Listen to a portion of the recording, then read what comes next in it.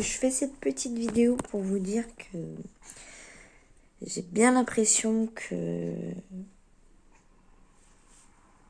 si on envisage bébé 2, qu'on partira en PMA. Parce que ça fait 2 cycles après qu'on constate que j'ai des irrégularités. Ça recommence, oui. Et on verra bien, on va faire plusieurs tentatives naturellement. Et on verra. Et si au bout de 1 an et demi, ça n'aboutit à rien, on pense repartir en PMA. Voilà. SOPK. Ça veut dire qu'on reprendra les piqûres, les examens, les spermogrammes, rebelote, quoi. On va repasser par là. Ça pour dire que, du coup, on va bien voir si au bout d'1 an et demi, ça aboutit à rien. On repartira en PMA. Parce que c'est vrai que de base, on avait parlé de commencer... Enfin, je voulais tomber enceinte à mes 25 ans pour avoir bébé 2 à 25 ans. Mais après, je me dis que, bien sûr, sans pression, quoi. Après, je me dis, pour pas perdre de temps, on commence déjà à voir si j'arriverai à tomber enceinte naturellement. Et que sinon, on partirait en PMA dans les alentours de, du coup, 2024. Après, je sais qu'il y en a qui vont dire, après tout, nous, sous ça, étaient jeunes et tout. Ouais, je suis jeune, c'est vrai, mais comme je sais que quand on est SOPK, c'est très très dur de retomber enceinte.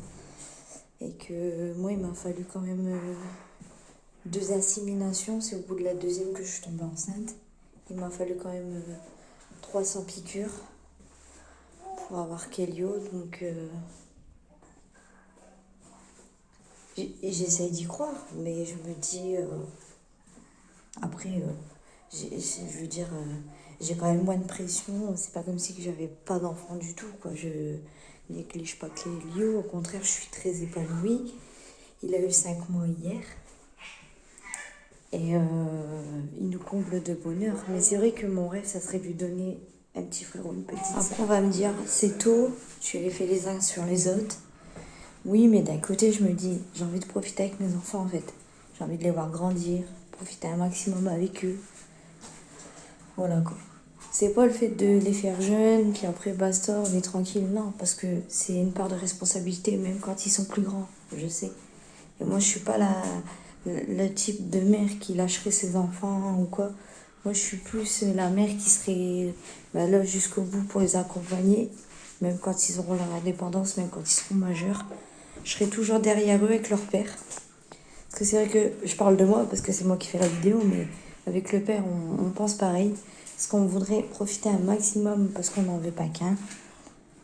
Et on veut profiter un maximum avec nos enfants. On m'avait dit aussi des trucs du style, tu verras quand tu auras des enfants, tu pourras plus faire ce que tu veux, nanana.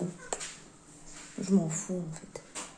Parce que je suis pas une fille du style qui sort... voilà, je suis plus une femme. Je me suis toujours vue mère de famille, en fait. Mon copain s'est toujours vu père de famille et tout, donc voilà, quoi.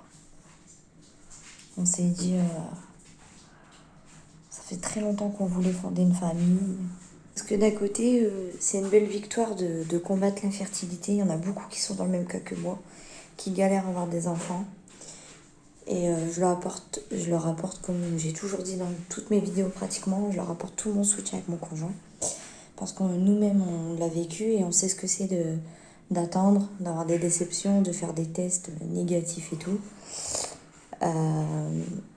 Ou bien l'impression d'attendre quand on achète la fameuse marque du test de grossesse qui dure des plombes avant d'afficher le résultat. Puis quand vous essuyez des larmes négatives, c'est pas facile. L'idée aussi de la grossesse que j'adore, en fait, parce que pour la première fois de ma vie, quand j'étais enceinte, je me suis dit je me trouve belle. Et ça me manque un petit peu, le côté de sentir le bébé dans le ventre et tout, ça me manque un peu. Après, c'est un bonheur phénoménal de l'avoir avec nous et on n'arrête pas de lui faire des bisous. D'ailleurs, entre deux, il y a des coupures, parce que je suis sur Snapchat. nature peinture. Et j'arrête pas de l'embrasser, quoi. Je le prends dans mes bras, on me fait des bisous, on me fait des câlins.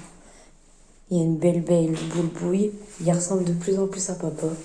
Il y a des mimiques de maman, mais niveau ressemblance, il n'y a pas photo, c'est en plus beaucoup de dans sa période où il est en phase éveillé de plus en plus. Donc c'est que du pur bonheur, on fait des jeux ensemble, on fait des poutous, des câlins, aussi des messages du style aussi oui, mais après d'ailleurs chose qui est vraie, hein, c'est vrai, quand je vois du côté de mon ben voilà des amis, des entourages, tout ça, généralement t'as un enfant, t'en as deux ou encore deux autres derrière, un ou deux autres derrière. Bah, tu te dis tu vas accorder moins de temps parce que ton temps tu vas devoir le partager avec le premier, le deuxième, le troisième, tout ça. Et je me dis j'ai envie de prendre le risque je voudrais avoir mon rêve d'avoir 3 merveilleux enfants avec mon homme. Voilà, on vous fait des bisous. Et on vous donnera très prochainement des nouvelles. N'hésitez pas à nous suivre sur Panda Coco et moi. Un couple, une PMA. Panda Camix et Kouachi Mix. C'est tous nos chaînes qu'on a. Kouachi Mix, c'est mon conjoint. Panda Camix, c'est moi. Si vous voulez suivre l'évolution de Kelio, c'est Panda Coco et moi. Et un couple, une PMA, pour parler de la PMA. De toute façon, on sera toujours concernés, je pense.